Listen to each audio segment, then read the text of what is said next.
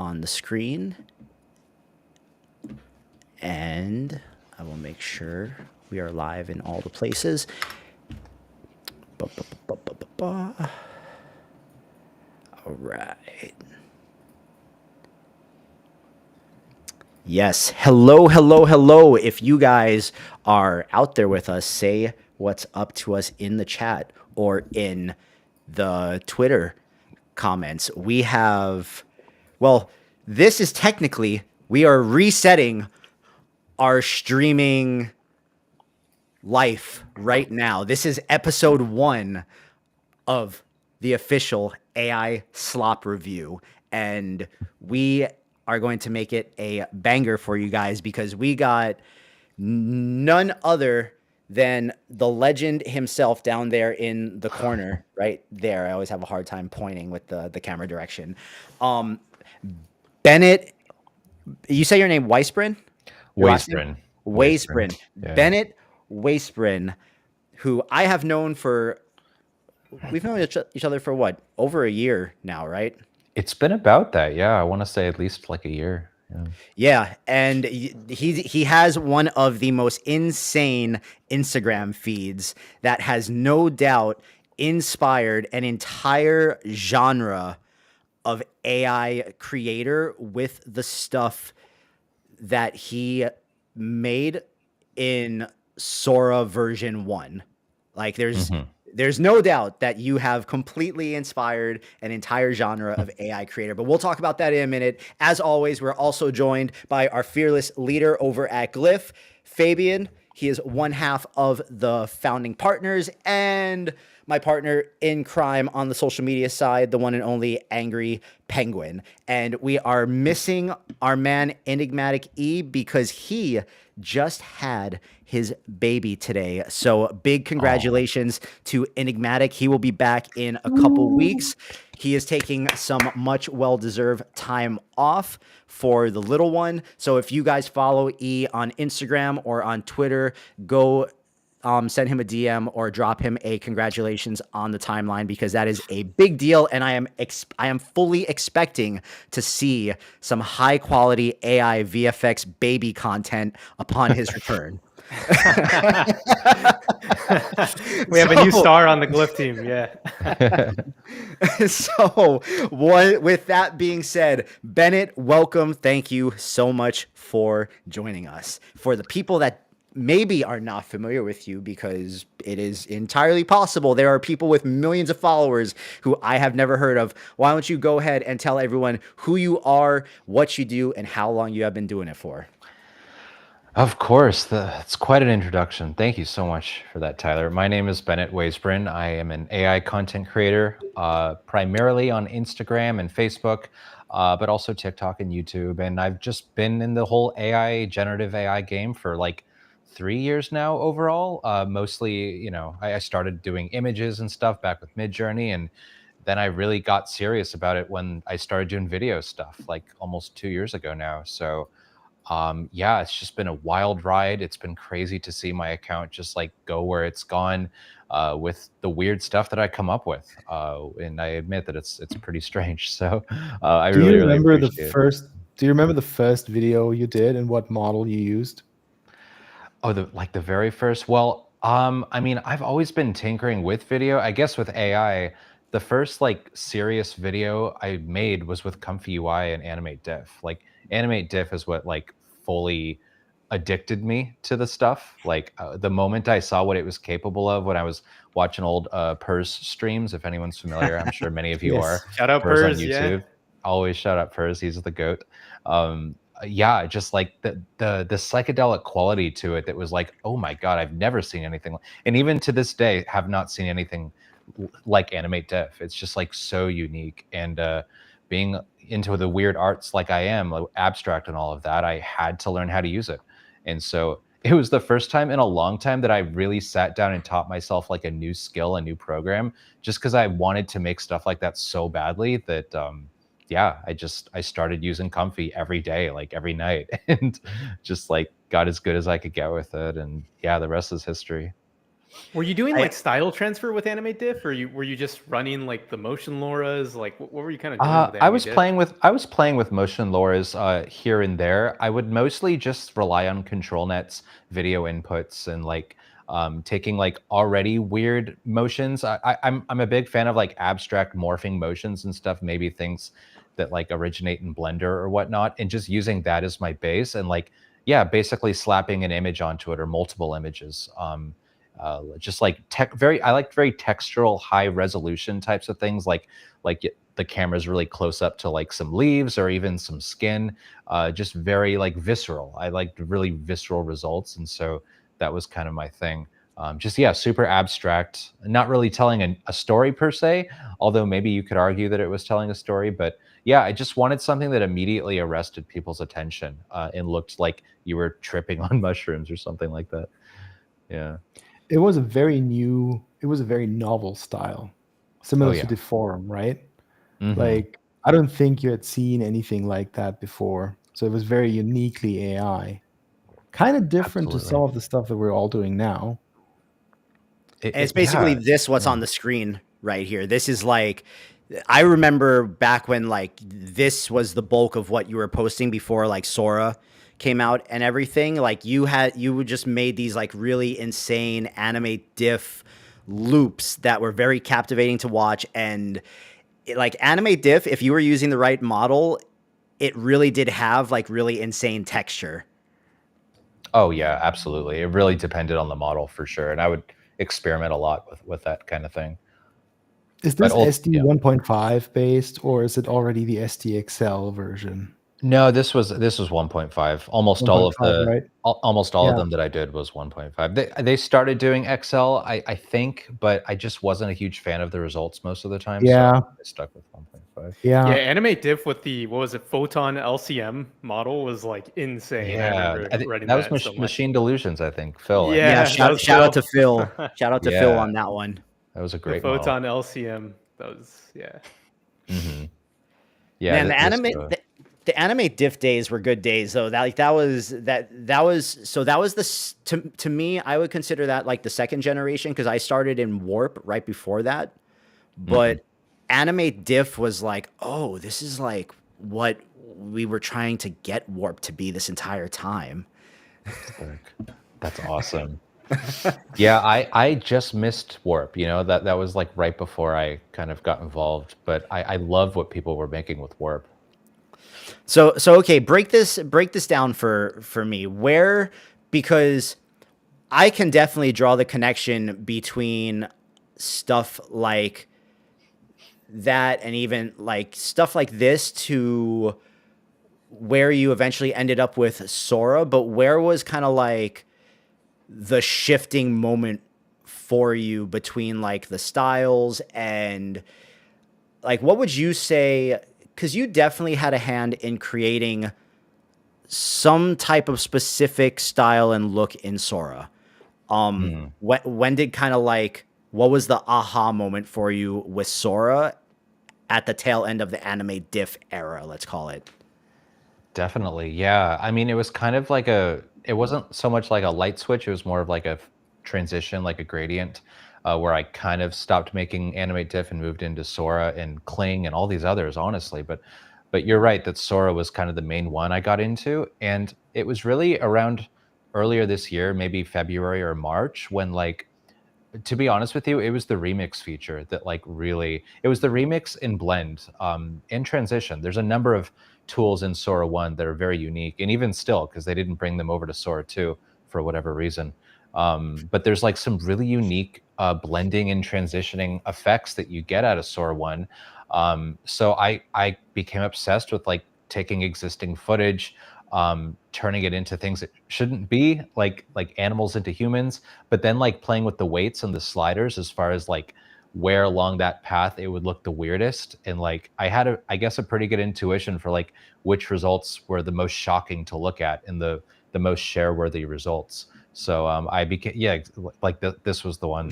Actually, this is a newer version of it where I kind of did a extension of it to other territory. Yeah. So this was a fun evolution Dude, of that. It's so cool because that was the video that you got.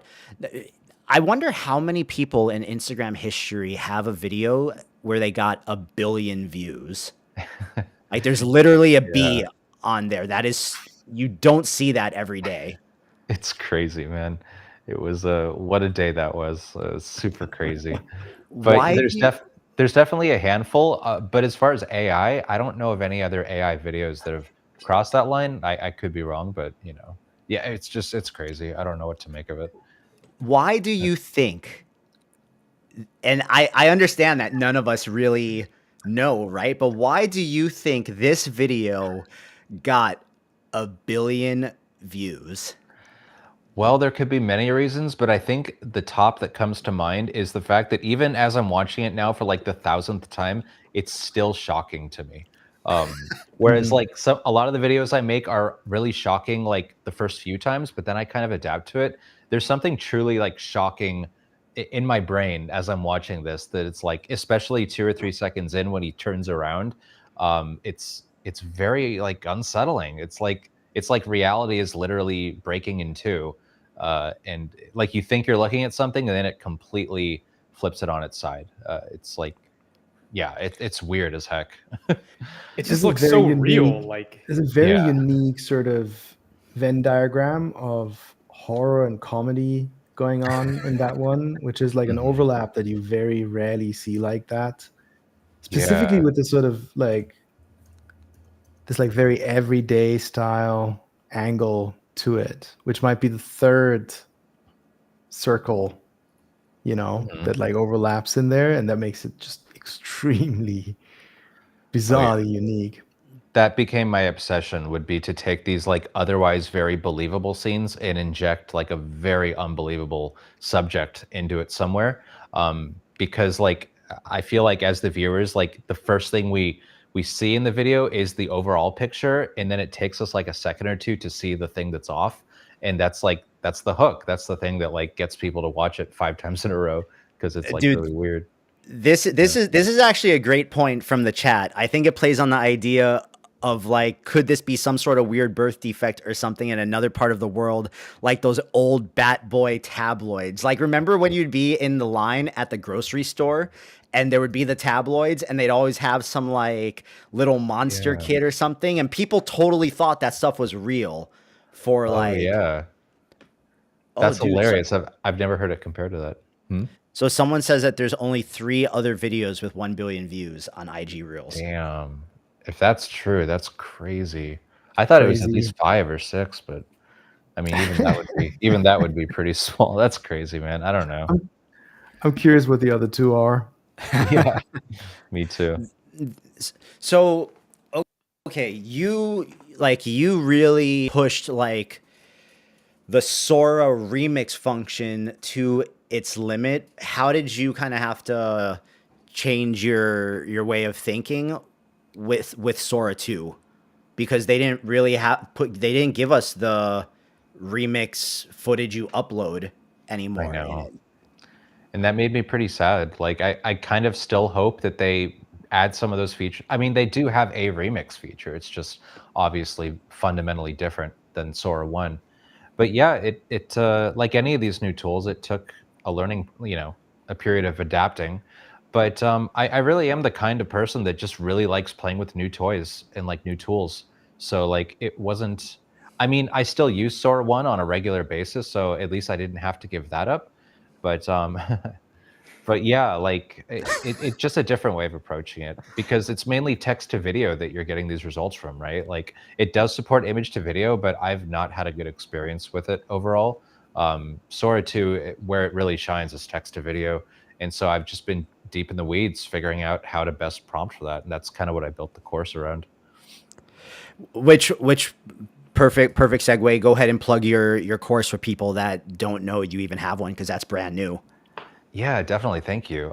So I did release my first course actually just last week, and it centers around SORA 2, how to prompt it correctly, the do's and the don'ts.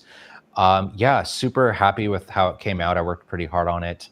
And it just goes into how to make a viral video with SORA specifically, like the structure of a workable prompt, and it also examines like viral Sora videos, some of my own, and then some others as well, and just kind of how to, like, why they might have gone viral and sort of the overall psychology of going viral. So it's a pretty wide ranging course. I think I'm already getting some pretty good feedback from it from folks who've done it, and yeah, it's going pretty good so far. So really happy about that.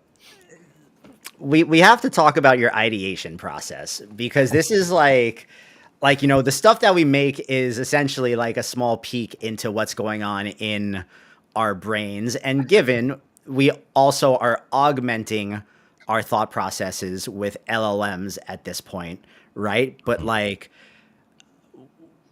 you definitely seem to land on themes for a minute. Like you had the whole like food eating itself series going for a Yeah. while. That was going crazy. Let me see if I can I want to find see some of those. I don't think I've seen them. There's one.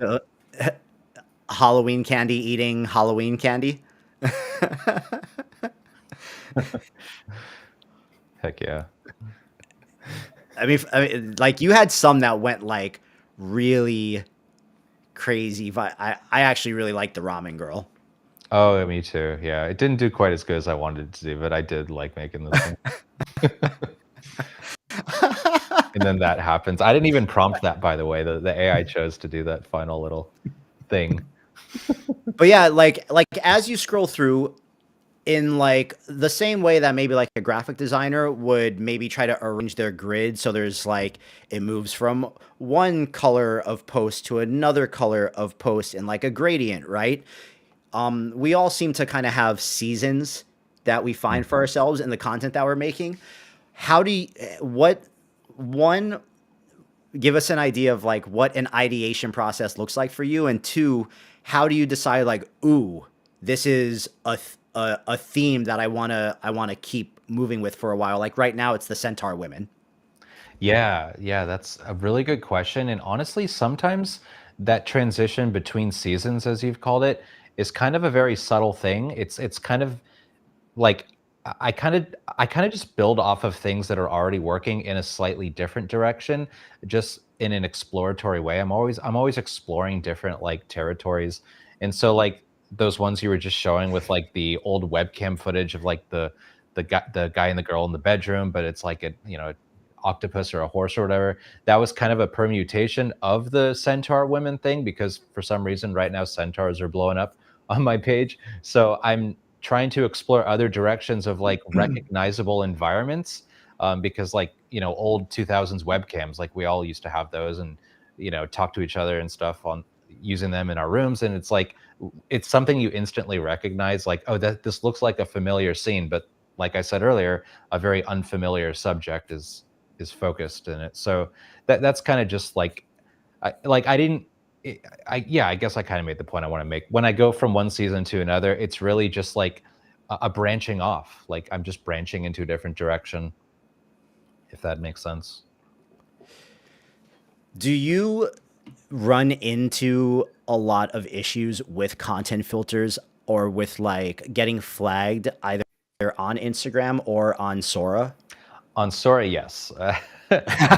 Fortunately, and you know, fingers crossed, knock on wood. Fortunately, like Instagram has treated me pretty good for a while now. I did get a lot more flags last year, especially around Halloween time. I would put last year I posted some pretty shocking stuff, and they got whacked by Instagram. Flew a little too close to the sun there, but I would say at least since the Sora stuff started blowing up, I have played it a little more conservatively, as far as like things are not outright gory or just like disgusting. They're just like really weird. So I've kind of like figured out a happy medium there.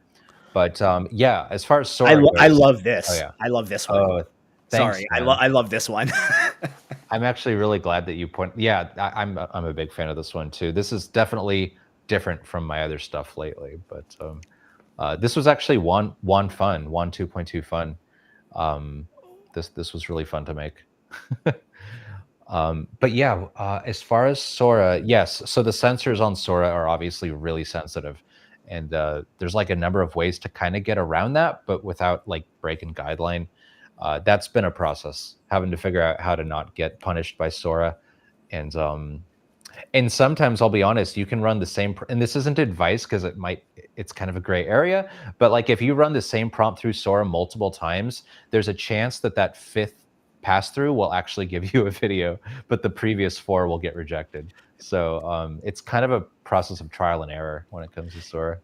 You know, This is presumably because they run multiple filters, right? And so the prompt then might not be the problem, but there's like some output filter that they also run, and that one specifically looks at the specific instance of inference you've been running and then says like, okay, that one was fine actually. Right. But that's just right. a guess. I wouldn't be surprised. love this comment. I like the childish process vibe of like what if I put a human head on a worm with horsey legs? It's quite the opposite of all the look how real AI gets trend. And I think most of us here, and kind of like the group of AI creators that we all really like associate ourselves with, I think we love AI for all the reasons like it's weird. It's like if I wanted something to be lifelike, I'll go outside and shoot it with my camera. Oh yeah, absolutely. Yeah, or like sometimes you'll see on X, right, where people are like, AI Sora 2 can now do like a product video or like a product ad like perfectly. But it's like this is the complete different flip side of it, where it's like Sora 2 is enabling you to do stuff as a new entire media format. Like it's mind blowing. Yeah, this stuff Insane. feels like it's a lot more native to AI itself than, say, a perfect replication of something that you could, in theory, also shoot with a normal camera. And Right. so in that sense, it's like it's net new, comparatively speaking, as a content format, because it wouldn't have been possible otherwise to do that kind of stuff. Yeah, absolutely. And I think it really depends on what you're wanting to use it for. Like for somebody like me, obviously, one of my main goals is to go viral. I'll just say it. But like in that pursuit, like, I think what I'm trying to say here is that the beautiful thing about AI in its current form is that it has gotten close enough to reality without getting all the way there. And because it's in the place that it's at, you can make some truly like unbelievable and shocking things. Like I guess like what you see here, like this fried chicken crab. Hell yeah, that's a crazy one. Like the texture, the people reacting, it's also realistic, but at the same time, obviously this could never happen. And so it's at a really beautiful point right now, I think, with So yeah. So on topic, great question from Chiaki in the chat right here. Do you see AI as a means to envision worlds and experience that are impossible and don't exist? 100%. Oh yeah, absolutely. That's how I view it. That's how I enjoy viewing it. I get lost in these worlds, especially with the sound design and trying to get it to be lifelike, but just like a parallel dimension. I like the fact that it feels like a parallel reality that could exist, So do you have like a separate process of editing the sound afterwards or enhancing it in some way? I do, yeah. I mean, to be honest, with these Sora 2 videos, that's kind of like removed one extra step that I've had to worry about, because obviously it does amazing sound design. That's definitely one of Sora's biggest strengths. But prior to Sora 2, and even still, I will get deep in the weeds with sound design, just in my video editor, just all the different tracks. So that's a part that I really enjoy getting lost in when making these. Definitely one of the more manual parts of the process. Yes. Yeah, and I think that's an important piece to highlight too, right? It's not like you're just prompting this out of Sora 2 and then putting it straight to Instagram. You're like taking a lot of time curating it, making it this experience, this world, like that much better with your own sound design. Yeah, definitely. I would say so, for sure. I remember when Sora 2 first came out, when we were doing a stream and we were kind of looking at the outputs, we all looked at this one because you had just posted this, which actually just goes to show what an insane amount content output you have, because I am pretty deeply scrolled down your page to get to this one. Oh yeah. Yeah, man. And honestly, this was made on the heels of Sora 2 releasing, but I actually made this with Kling 2.5. I think it was 2.5. Yeah. Yeah, 2.5 turbo when that because that came out, if you remember, right before Sora 2. So Yeah. they were trying to get some of that attention early on. And yeah, that was a text to video result, and so is this actually. These are all And clean. you can tell it has it has the Kling physics, Mm, this kind of yeah, like sort of dynamic, sort of realistic, but somewhat slow-mo-ish yeah, physics thing going on. definitely. I really like the physics of Kling. I Wow. think it's very dreamy and kind of floaty, Yeah. but I enjoy it. Yeah. Dude, I Yeah. think I've been sleeping on Kling text to video. Oh yeah, I dude. never do Oh yeah, text to video in Kling. for sure. It's different to image to video. It's better, right? Like Mhm. that's I think one of the general sort of things that you're seeing with all the models, that image to video is usually slightly worse compared to the text to video version. Mhm. So Yeah. With Sora, it's extreme, like with Sora 2, as far as I can tell. The Mhm. delta. So there's Yeah. a question here that I want to branch off into a deeper question, which Wild Advertiser asks: is there a weird AI community out there? If so, how big? Like, I would say massive, but I want to branch this off into the question of: I feel like a lot of the stuff you popularized in Sora 1 because of how viral your remixing stuff did, because I really didn't see anyone doing that before you, and if there was, it definitely wasn't on my feed. Mhm. How do you feel about how large and how popular that style of AI video has gotten, as well as like how do you deal with the inevitable amount of people that are just waiting for you to post your next thing so that they can go, oh, this is what Bennett's doing now, I'm going to do this now? Oh man, that's quite a question, man. Yeah, it's kind of a two-parter, and I guess the first is like, what was the first? Like, how do I feel about the fact that I've kind of sprung this new sort of trend or this style? Well, because this weird AI community that Wild is asking about, I feel like it really sprung up from the stuff that you did. Dang, I mean, if that's true, that's wild. It's something I don't think I've fully processed. I all of this just in general, I haven't like fully processed, I think, correctly, just the scale of it. It's amazing. Like I'm super flattered and humbled and all of that stuff. Like it's incredible and also a little scary, especially the fact that like people, like you said, are watching me to see what I post next to kind of like see, I guess, the direction they think the trends are going to move in or something. I don't know, but there is definitely a lot of pressure with that. Um, Sometimes, I mean, it hasn't fully changed the type of work I make. In fact, I don't know. I've been kind of thinking of just going totally AWOL here and there, and just like I. This is kind of silly, and it would have been funny to see how they would react. But I almost this morning just posted a video of like, this is so stupid, of just like a cucumber rotating on a plate with like the song "He's a Pirate" from the Pirates of the Caribbean soundtrack just playing from start to finish. I don't know why. I just kind of wanted to like put something completely off the wall and ridiculous on my Instagram that had nothing to do with anything, just to kind of play with the algorithm, see how people would react. Because you're actually right, people do watch what I do, and I've seen this happen quite a bit. Like people will literally like post a video almost exactly like my own, like hours after I do an upload, and it's kind of just like, are they gonna follow me in this direction too? Like I almost kind of want to like put it to the test. So, um, You should do it. You yeah, should do it. should It's I? a, I guess it's always like a really interesting dynamic that gets more interesting and weird as your audience scales. And it's kind of like the question, like how much influence does your audience wield over you yourself, right? And your creative Yeah, process. Because yeah. it's kind of like we usually talk about like influencers in the way that like they would influence their audience, but obviously that is kind of like a relationship that goes both ways, Oh because I yeah. presume like you're sitting there thinking about like your next thing, your next piece, but there's like an imaginary audience breathing down your neck, Yeah, presumably. absolutely.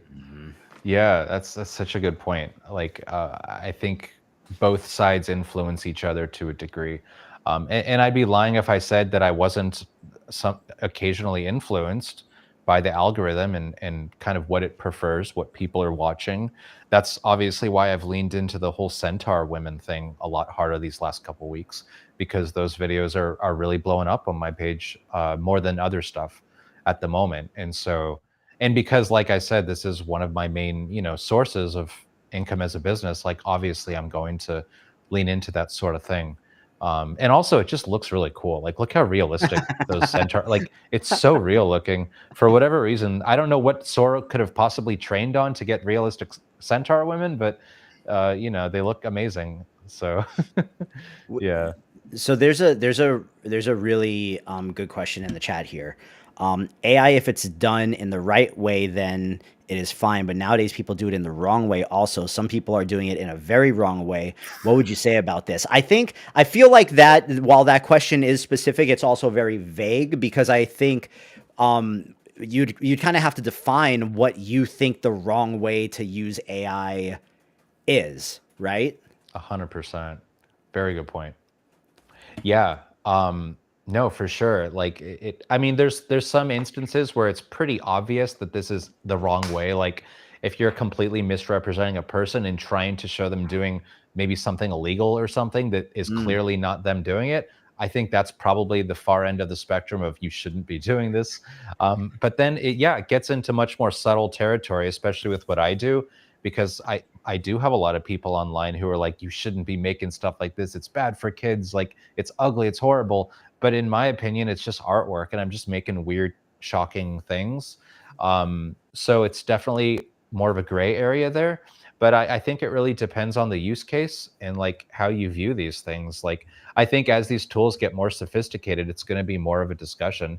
And I think Sora 2 really pushed that forward in a huge way, which I think is why they're putting watermarks on everything, because they realize they've released a beast and they don't want it, getting too out of control. But yeah, it's getting to be a little dangerous, especially when you think of things like you get into the situation of like a courthouse or a lawsuit, and you have to like examine evidence that is just an AI video, but you can't tell if it is or not. I think that's where it's going to get the most scary and problematic. So we're I heading think there. a lot of your videos remind me of early YouTube Syriac with like the just the really trippy motion visuals. And I remember just like watching it as a kid, and none of it was ever malicious, right? It's just very captivating. Right. It was like a piece of artwork in that moment of time. And it feels like, you're kind of doing that with the new tools. Oh, nice. I appreciate the comparison. That's some pretty trippy stuff. But yeah, I mean, that's kind of how I choose to view it. But I definitely, especially on Facebook, I get a lot of people who are genuinely scared of the stuff I'm uploading, because like I think I scared them in their inability to recognize that it's AI. And so like they took their anger out on me because they couldn't tell if it was AI or not. And I guess I'm so like there's a lot of people who are like processing these videos like as anger being their primary like emotion, and I find that kind of fascinating. Not in like a demeaning way, but yeah, it's crazy. What I sort want of to play. comments are you get? What sort of negative comments are you getting? Are these like more going in the direction of like this is slop, or It's mostly in the is it direction of like don't deceive people, and like right? it's horrible that you wouldn't like disclose that this is AI. Like Right. kids are gonna see this, as if I have anything to do with that. But like just people who are very defensive about like who's seeing my content, and the fact that it is getting so realistic. I guess that scares people. Right. I as an artist find it incredibly exciting to make realistic art. I think it's like the panacea, the holy grail of being an artist. Is this is kind of where it all has led. We can finally now fully manipulate reality according to our imaginations. I think that's like worth celebrating. But a lot of folks are on the very opposite end of that spectrum right now. So what are you going to do? Yeah, Safe Room in the chat is writing Facebook seems disproportionately fooled by AI videos compared to other platforms. Yeah, Which I think it's seems the demographic. anecdotally true. Yeah. Yeah. Yeah, I I mean, haven't logged Facebook. in a long time, so I don't know how bad it's Well, gotten. Facebook is widely regarded as like the platform with the most active boomer user base because it's what like everyone uses to stay in contact with family, right? So that's like the one platform that people beyond a certain age and generational gap are on, and now they're just getting fed the Facebook Reels the same as like an Instagram Explore page. And imagine scrolling through your very curated feed of just like your family and your kids and your grandchildren, and then all of a sudden um the cow worm centipede pops up. Or a shark with an American flag on a surfboard holding an AR-15 or something like that, right? Kind of like the classic boomer slop. Yeah. Yeah. I want to play this video with sound real quick, Bennett, because I do remember when you posted this one, you said that like you were really stoked about it, and I could tell that this one actually was like a considerable amount of work because there's some layers to it. So I want to play this one with the sound, which is Sure. the carrot woman. Nice.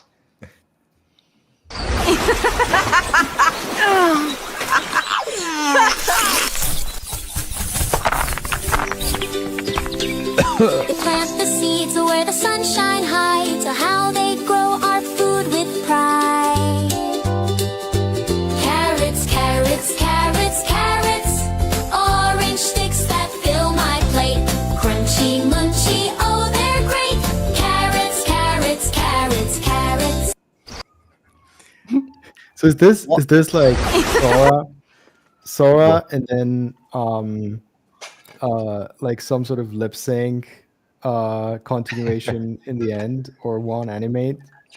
Let me try and remember the pipeline for this, because this, like, yeah, it was not Sora. I'll tell you that. I didn't use Sora for I think any of this. Is it real? He said. Yes, this happened in my backyard. No, it's I think it was mainly image to video, of course. There was a whole process in creating that first frame, by the way. That's like its own part of the process. But once I had that frame established, I think it was like I used some Kling image to video as well as Minimax. Minimax is particularly really good at like the horror type of stuff, like the really weird motions and unsettling vibe. So it was kind of a mix of those. But yeah, then for like the lip sync, I think I used Kling for that as well. Obviously, the music I made on like Suno or something like that. So it was definitely a combination of a bunch of different tools. Yeah. Chiaki asked, would we be upset if Instagram were to ban all AI content? I mean, I feel like that's an obvious answer. No, I would be elated. No, I would be very sad about that, of course, because this is what I've leaned into. So Yeah, I don't think it'll How would happen you- either, just how would because you, some like- of this. Yeah, go ahead, Fabian. Sorry, go ahead, Miguel. Oh no, I was just gonna say I don't think it'll happen simply because people really engage with the AI videos, right? They really enjoy watching them. Like some of these Sora 2 videos, they're yeah, just like absolutely viral. Even like the Veo 3.1 like Yeti videos, they've just Oh, been like taking yeah. over my feed, and I'm definitely engaging with them, so I'm probably seeing more because I engage with them. But in general, I think people really enjoy the videos. Oh yeah, I think there's no shortage of like I think engagement would not be their issue in the end if they did decide to ban it, God forbid. Like I don't think I think it would just be like a moral stance that they'd be taking or something. Kind of like what YouTube did like a few months back. I don't know if you remember, but they decided to just like demonetize almost all AI channels. Somehow or another, I didn't get hit by that, and hopefully by admitting that they don't come after me now. But they to my knowledge demonetized most, if not all, automated. Maybe it's a certain type of AI, but yeah, it was a pretty worrying precedent, and hopefully the same thing doesn't really happen on Instagram. That would really suck. Elon says all content will be AI in the near future. Probably. I or at least AI assisted in some kind of way. So sorry, I think one of the questions we strayed away from, where does the ideation come from? Like where is the wormhole you reach into for whatever these prompts are? Dude, I mean, that's probably one of the harder questions to answer overall, because it's like a lot more in my mind, in my head, just like it's kind of like having to explain to someone like well, yeah, just like where do you get the ideas? And it's not always obvious where they come from. I just kind of get hit with bizarre ideas. But also, I should mention that sometimes the ideas emerge during the exploration process. Like it's not always the case that you start with the idea and then you execute on it. Especially now with AI, it's very much like they kind of blend into each other. Like you move off, and you probably know this just as well, as like you break off into tangents. You kind of like the AI, you let the AI guide you in a sense, like as you're exploring the tools and seeing what direction to go. And then when you finally see something that's shocking and makes your brain tingle a bit, that's kind of when you know you've like landed on something weird, like this, for example, like, or any of these. Just like when basically, like when I make something that gives me like a weird reaction, I pretty much, that's my signal to like post it. Because like if I'm getting a reaction, it's probably going to get reactions from other people. But obviously I go through like 1,000 duds to get to something like this, yeah. I love this comment. This person just said America. Hell yeah. Hell yeah, brother.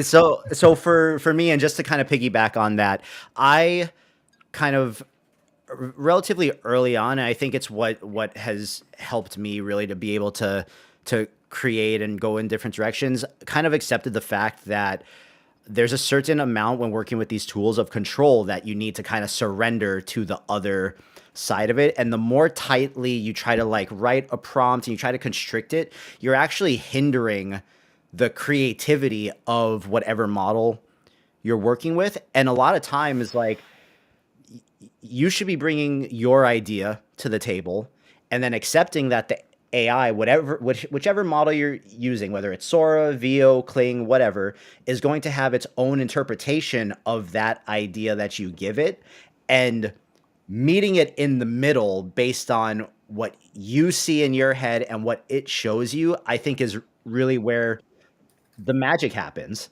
Yeah, 100%, dude.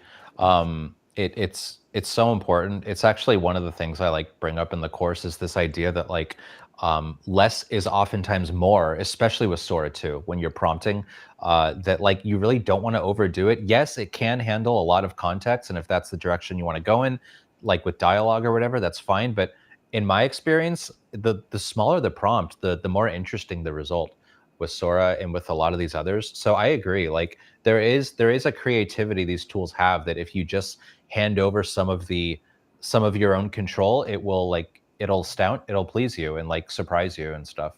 So anyways, all that is to say I agree with what you just said. What's your ratio of like, between, for like an idea, for a specific idea you have, like how many Sora videos will you generate for any one that you actually end up posting? Oh man, it can vary widely. Sometimes it's a very high number, actually. Yeah. And many times I will go through, like especially with the video to video thing, where I have a starting video and I remix it. Many times I'll just like not use any of those videos. So I'll just like go through a bunch of source videos to finally find one that gives me pleasing results. It's a really long process sometimes. Sometimes it's a much quicker process, but to be honest with you, it varies very widely. It can be like, to the hundreds essentially, or Oh yeah. Because And I think that's a part that a lot of folks starting out with AI are often missing, right? Because they kind of like get to see those, often of course cherry picked results, and of course like if you're like putting out art, it's gonna be cherry picked. That's the whole point, that you're also doing curation on it. Right. So like it's not meant in a negative way when I'm using that word, but I think that's like an insight for a lot of like folks starting out, that they really need to internalize that like one part is like, the process, the pipeline, the prompting of getting to a result. But then the other part, which is just as much work, is the curation and the tenacity to just stick with an idea until you finally get one where you kind of like, this is the one that I'm going to post. Yes, absolutely. And you know what? Honestly, you start to realize as you're testing prompts and stuff that one prompt in particular will have potential, but it won't be there yet. And I think you start to develop an eye for like, oh, this prompt could have potential, so I'm going to drill further into it, as opposed to just like discarding it and moving on. And you have to really have an eye for that. And I think you only develop it after making a bajillion videos. Yeah. Yes, and seeing the likes come in, right? Yeah, that Kind of like helps. because that's the other part of your brain that then probably kicks in. Right, right. There is something that is so okay. You said the word visceral before, and I want to highlight that word because often, even in my prompting, when I'm talking to GPT, right, and I'm trying to like go through my ideation process, I'm always telling it this needs to be visceral. That is Mm, such a great word to use for your prompts and when you're making things because it understands the texture component that needs to be there when you use that word. If you are not using that word as a descriptor, you are missing out because each one of these things I'm looking at them as I'm clicking through them, they all have like this super unsettling, visceral element. Where was it? This is the most like I didn't think a mango eating a mango could be so unsettling. yeah. Yeah. That's But so also true. funny. Yeah. But also Also funny. funny. Yeah. Also funny. I love this It is combo funny. going on in the chat right now where Chiaki asked, would you like to see a future where all content, movies and TV are fully generated with AI? And then Omniscient replied that I think we'll see some of the best movies and shows made by people instead of major production companies. And like to that point, we're starting to see people like Bennett and others like Blacklight having their own like communities making this content. People are like captivated by it. It's just like a super interesting time just because the barrier to producing something has gone down so much because of AI, right? Yeah. So super Oh, interesting. totally. Yeah, I think that's going to be a really big feature of AI is the whole democratization of making film and making art in general. It really lowers the barrier to entry, and I see that as nothing but a positive. But obviously, it's a threat to a lot of different industries, and so there's multiple angles to view it from. But yeah, it's a crazy time to be alive. Do So yeah. do you have a desire to step into not when I say long form, I don't mean long form in terms of like making YouTube content or anything like that, but long form in terms of like taking the stuff you're making and like telling like a trying to tell longer, chunked out, cohesive stories with it, or are you just like so fascinated with the short form world? The answer to that question has kind of changed over the course of the last year. At first I was like super invested in just the short form stuff, and I still love making short form, but I actually have started thinking more and more about longer narratives, longer form types of pieces. It's just a matter of how I'm going to like break into that because it's such a fundamentally different approach to what I'm doing because I focus so much energy on like 5 or 10 seconds of content and like I, to try and extrapolate that level of detail out to like a full movie or a full short, it's a different ball game. So like it's definitely something I'm interested in. I just don't have a game plan yet, and I haven't really experimented that much with it. Okay, so this string of clips right here that I have on the screen, I want to lead this into talking a little bit about like your thought process behind social because I remember back when you posted these, I was like, "Oh, he posted the same video 4 times in a row just like with a different prompt variation on the character each time and they all got very wow. They all got very respectable numbers. Like that first one, that one we just watched, got 30 million views. And Nice. here it is 4 uploads later, the same clip, just different prompt. And this one got 1 million. And most people, I think, would think, oh, I've already done something similar to this. I can't do that again. Yeah. Um, what's like, how are you thinking about posting? Because you post so much. Oh, yeah, for sure. So I mean, my strategy has obviously changed over time, and like I was afraid of posting similar content like this for a little while until I started realizing that it can actually be pretty beneficial, especially for upping your odds of going viral. And pages like Void Stomper were honestly kind of an inspiration for me as far as doing that, because I pretty much experienced the opposite of what I thought would happen. I thought Instagram would punish you for posting kind of duplicate work in a row, but the exact opposite ended up happening for me. And as you pointed out, like it's not exactly a duplicate, like it is a slightly different variation. The sound design is a little different as well. So they are all slightly different videos from each other. I think that helps. And in platforms like Sora really make that possible. But yeah, it's great for experimenting with the algorithm. And I just really like to play with the algorithm and see what is possible and what its outer limits are as far as what you can post and all that stuff. So, yeah. Yeah, that's huge alpha for anybody listening right now. It's like the amount of reps you put in and the amount of like just putting yourself out there in the content is like so huge. You heard it from the man himself.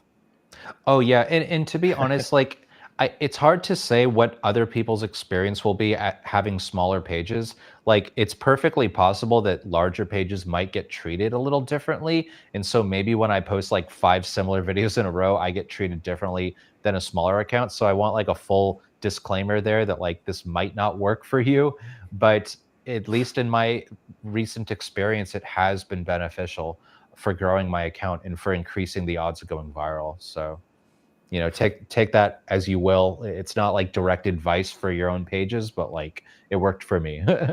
So, Yeah, totally. yeah. I find it so interesting how there's like this symbiotic relationship between your creative process and your Instagram account and your audience and the algorithm. And that seems to sort of like fit really neatly to the content that you make, which is this like very bodily, organic kind of style, right?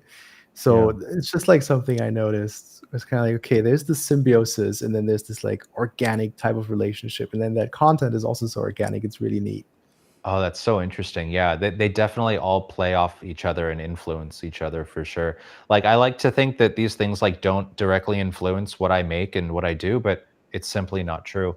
And I think it's worth embracing that. Like maybe it's not something I should be shy or afraid of. Like, you know, it's all part of the process. It's all a work of art at the end of the day. But yeah, it's interesting. That makes me uncomfortable. Yeah, those like those macro photography ones, dude, are those are like firecrackers for going viral. Like there's so many. I think the thing I always like coming to your page for is you clearly have a different way of looking at everything than a lot of other people, and you like go and especially in the Sora 1 days, you were going and you were like grabbing source footage from things that were just so not in the realm of what other people were even thinking of doing. Like the guy cooking the Japanese barbecue. Right. Yeah, I really look for like really unconventional like motions and like physics and things that, yeah, I kind of view everything through the lens of how can I morph this into like a weird human, or something to that effect. But yeah, this was crazy. Oh my god, bro! And it got 12 million views. Yeah.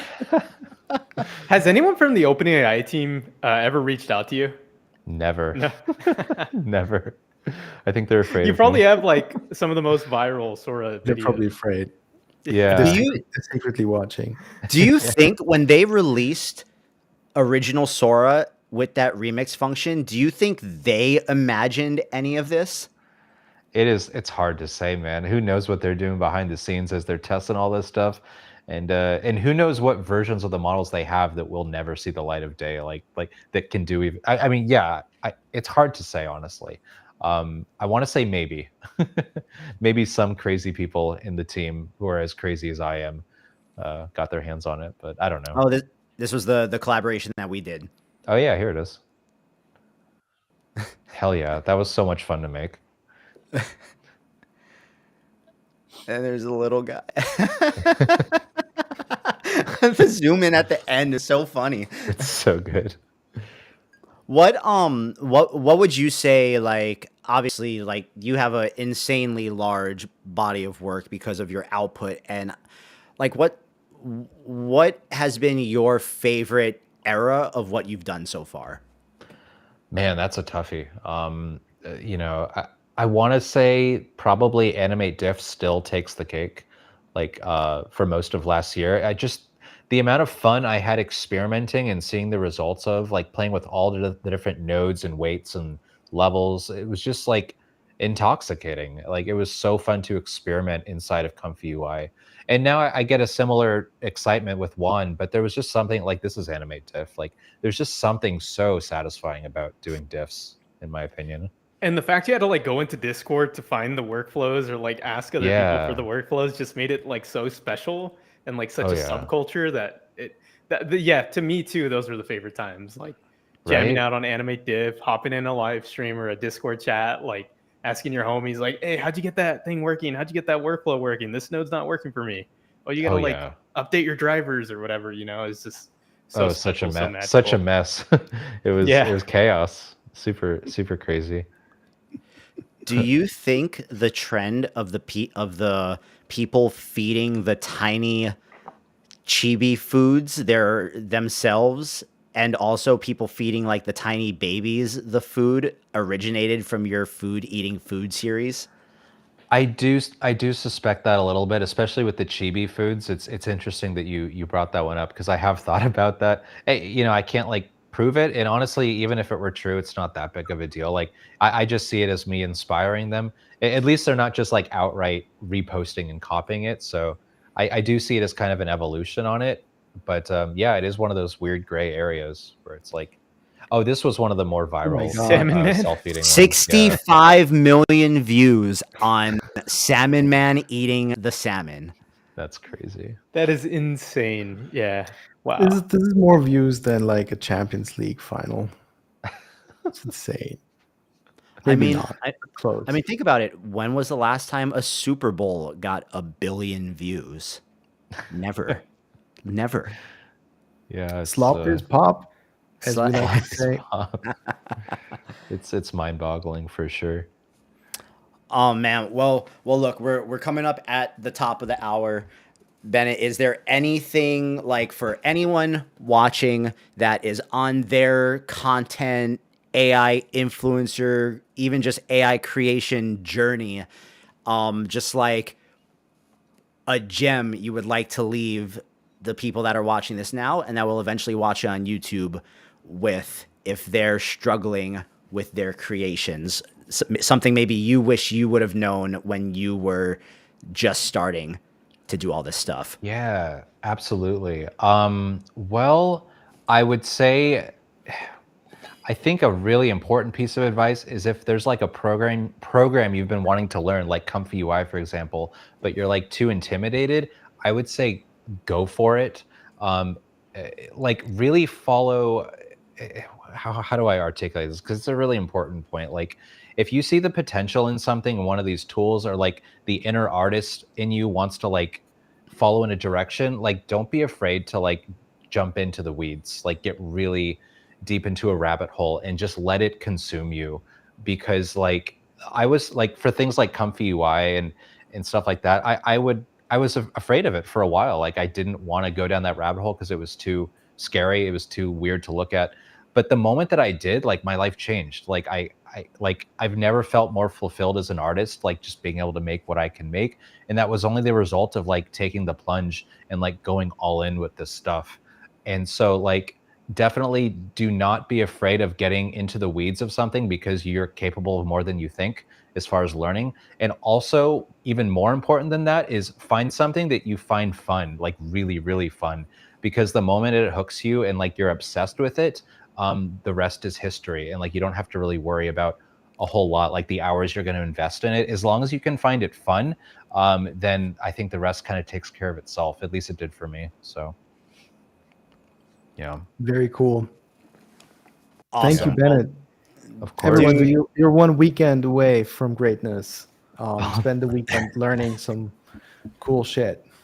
Yeah, absolutely. Dude, you, my friend, are an absolute legend.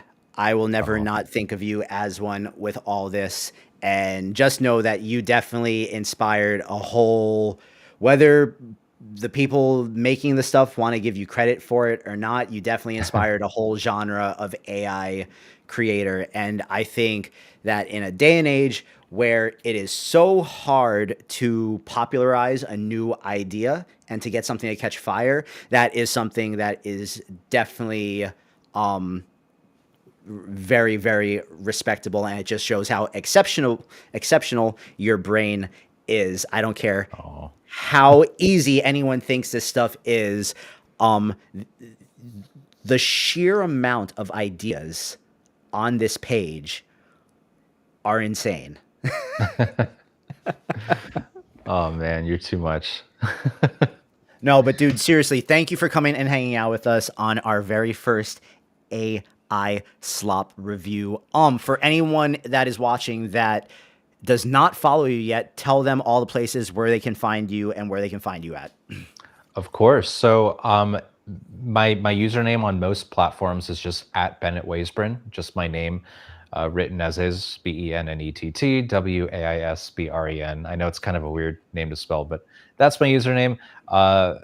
In some places it's different. It's AI is cursed. Like my TikTok is called AI is cursed, but you can usually find that just by searching my name in Google. So the 1 trillion views cap says wow, advertiser. That would be crazy. But yeah, that's basically how to find me on any of these places. And also, just if I could maybe just plug it one more time, the course that I released last week is you can find that on my Instagram as well. It's just the link at the very top there for to find that as well. So, but yeah, I mean, you guys, thank you so much. This has been like super fun. I really enjoy stuff like this, and this is one of the better streams I've done. So thank you very much.